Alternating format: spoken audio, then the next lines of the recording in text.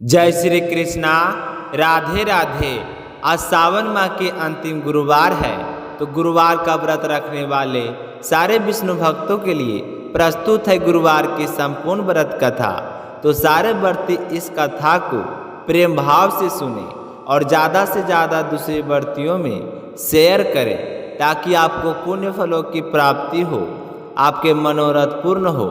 प्राचीन काल की बात है, एक विशाल नगर में एक बूढ़ी माई अकेली रहा करती थी। उसके दो बेटे थे जो धान कमाने के उद्देश्य से परदेश चले गए थे। बूढ़ी माई साधारण थी, लेकिन उसका हृदय बेहद श्रद्धा और भक्ति से भरा था। वह गणपति बप्पा की परम भक्त थी।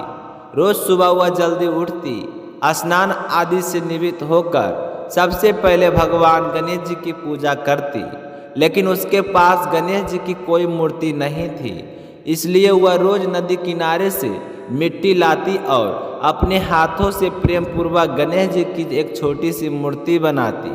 वह मूर्ति को स्नान कराती, सिंदूर का तिलक कराती, दुर्वा चढ़ाती और हाथ जोड़कर प्रार्थना करती कि हे विघ्नहर्ता गणेश जी, मेरे बेटे जहाँ कहीं भी हो सुरक्षित हो, खूब धान कमाए और जल्दी से घर लौटाए। लेकिन जैसे ही वह मूर्ति को जल से स्नान कराती, वह मिट्टी के होने के कारण वह धीरे धीरे बह जाती। जब तक पूजा पूरी होती, गणेश जी फिर एक मिट्टी का ढेला बन जाते।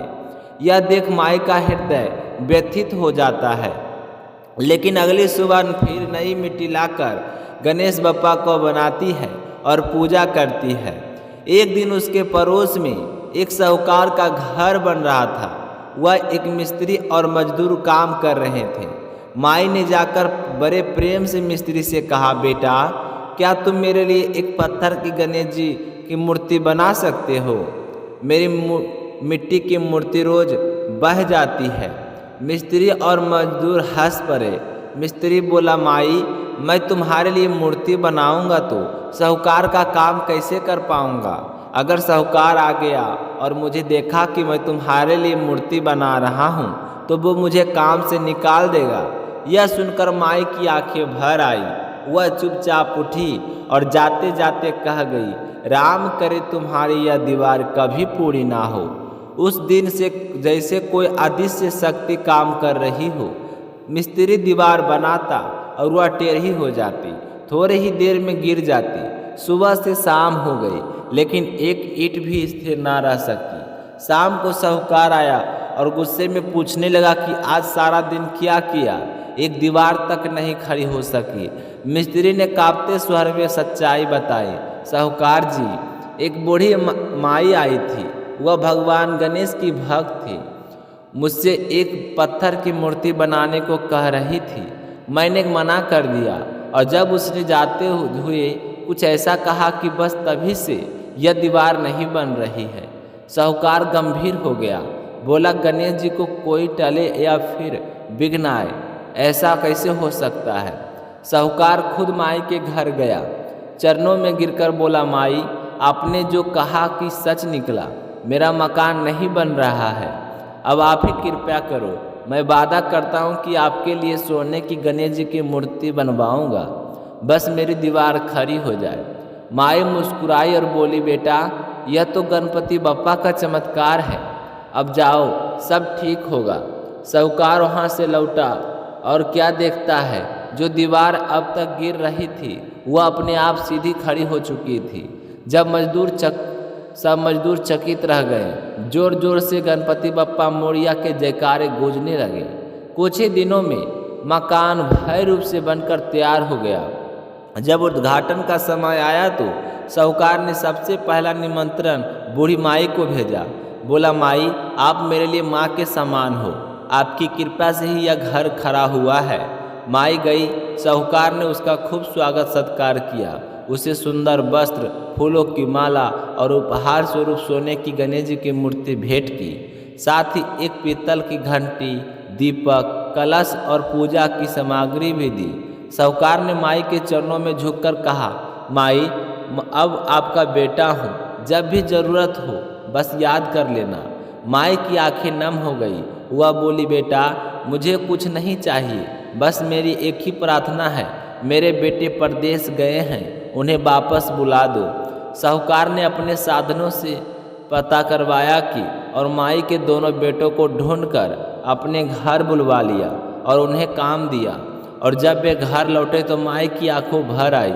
उसने अपने बेटे का विवाह किया, बहू घर आई और समय के साथ पोते पोतियाँ भी। अब उसका घर खुशियों से भर गया। वह रोज अपने सोने के गणेश जी की पूजा करती, दीप जलाती, घंटी बजाती और मन से गणपति बप्पा का नाम जपती। आखिरकार भगवान की असीम कृपा से माई अपनी जीवन के सारे सुख देखे और अंत समय में मोक्ष प्राप्त करके गणेश जी के चरणों में स्थान पाया। बोली गणेश जी भगवान की जय हो। जो भी इस कथा को श्रद्धा भाव से सुने या सुनाए, गणपति बप्पा उसकी हर मनोकामनाएं पूर्ण करें। बहुत समय पहले की बात है, एक नगर में एक अत्यंत धनवान व्यापारी रहता था। उसके जहाज समुंदर पार करते थे और दूर दूर के देश से व्यापार करते। जितना धन वह कमाता उतना खुले मन से दान भी करता था। मंदिर बनवाता, प्यासों को पानी पिलवाता, निर्धनों को अन्न खिलाता। परंतु उसकी पत्नी वह एकदम विपरीत स्वभाव की थी, अत्यंत कंजूस, कठोर हृदय और दाम से चिढ़ने वाली। एक दिन व्यापारी व्यापार हेतु विदेश चला गया। पीछे से एक साधु रूप में स्वयं बृहस्पति देव उसकी पत्नी के द्वार पर आए और भिक्षा मांगी। पत्नी ने क्रोधित होकर कहा, साधु महाराज, मैं इस दान पुण्य से तंग आ चुकी हूँ, कुछ उपाय बताइए जिससे मेरा सारा धन नष्ट हो जाए। गुरुदेव बोले, हे देवी, धन और संतान भगवान का आशीर्वाद होती है। यदि अधिक धन है तो कन्याओं का विवाह करवाओ, पियाओ बनवाओ, परोपकार करो। ऐसा करने से जीवन और मृत्यु दोनों सुधरते हैं। परंतु उस हठी स्त्री ने साधु की एक भी बात नहीं मानी। तब गुरुदेव ने कहा, यदि तुम सच में धन नष्ट करना चाहती हो तो गुरुवार तक घर में गोबर से लिपना, अपने केस पीली मिट्टी से धोना, स्नान उसी समय करना, पति को हजामत बनवाने को कहना, मांस और मदिरा का सेवन करना और गुरुदेव को कपड़े धोना, यह गुरुवार को कपड़े धोना, यह कहकर गुरुदेव अंतर ध्यान हो गए। उसने वैसा ही किया। 3 गुरुवार भी नहीं बीते थे कि उनका सारा वैभव नष्ट हो गया। यहाँ तक कि स्त्री स्वयं भी मृत्यु को प्राप्त हो गई। जब व्यापारी लौटा पाया तो घर उजड़ चुका था, धन लुट गया और बेटी अकेले बैठी रो रही थी। वह उसे लेकर किसी दूर गांव में चला गया और लकड़ियाँ काटकर जीवन यापन करने लगा। एक दिन उसकी बेटी ने कहा, पिताजी, मुझे दही खाना है। पर उस गरीब पिता के पास दही के लिए भी पैसे नहीं थे। पर बेटी को आश्वासन देकर वह जंगल चला गया, वहाँ बैठने रोने लगा। उसी समय गुरुदेव साधु का रूप में वहाँ प्रकट हुए।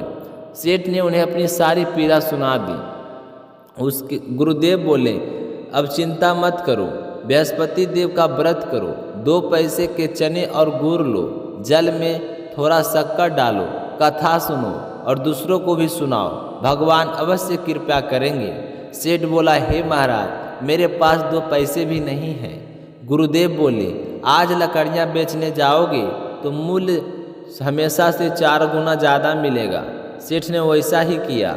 लकड़ियाँ अच्छे दाम में बिकी, दही भी खरीदा और गुड़ चना भी। उसने विधि पूर्वक व्रत और कथा की, प्रसाद बांटा। धीरे धीरे उसका भाग बदलने लगा। लेकिन अगले गुरुवार को वह व्रत करना भूल गया। अगले दिन राजा ने विशाल यज्ञ का आयोजन किया। संपूर्ण नगर भोज में आमंत्रित था। तो सेठ और उसकी बेटी थोड़े विलम्ब से पहुँचे। जब वे भोजन कर रहे थे तो उसी समय रानी ने देखा उसका बहुमूल्य हार गायब हो गया। शक से राजा ने सेठ और उसकी बेटी को बंदी गृह में डाल दिया। जेल में दुखी होकर दोनों ने गुरुदेव को पुकारा। गुरुदेव प्रकट हुए और बोले, तुम भूल गए कर बैठे थे, इसलिए परीक्षा आई है। आगामी गुरुवार को जेल के बाहर 2 पैसे मिलेंगे, उससे गुड़ और चना मंगवा कर कथा करना। गुरुवार को उन्हें 2 पैसे मिले। सेठ ने एक स्त्री से प्रसाद मंगवाने को कहा। पहले स्त्री ने मना कर दिया क्योंकि वह अपने बहू के लिए गहने लेने जा रही थी। दूसरी स्त्री ने रात रोते हुए कहा, मेरा इकलौता पुत्र मर गया है, मैं कफन लेने जा रही हूँ, पर पहले गुरुदेव की सेवा करूँगी। वह स्त्री चना और गुड़ लाई और कथा सुनी, प्रसाद लिया और फिर अपने पुत्र के मुख से प्रसाद का चन अमृत डाला। चमत्कार हो हुआ, मृत पुत्र जीवित हो उठा और गांव में यह चमत्कार फैल गई। उधर जिसने मना किया था उसके पुत्र का विवाह था, तो घोड़ी चढ़ते समय वह गिरा और मर गया। वह स्त्री विलाप करती गुरुदेव से क्षमा मांगने गई। गुरुदेव ने कहा उसे कि जा उस व्यापारी से माफ़ी मांग और कथा सुन। उसने वैसा ही किया।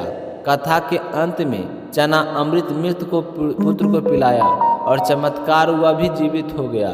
राजा को स्वप्न में गुरुदेव ने कहा वह व्यापारी निर्दोष है, हारोही खूंटी पर है।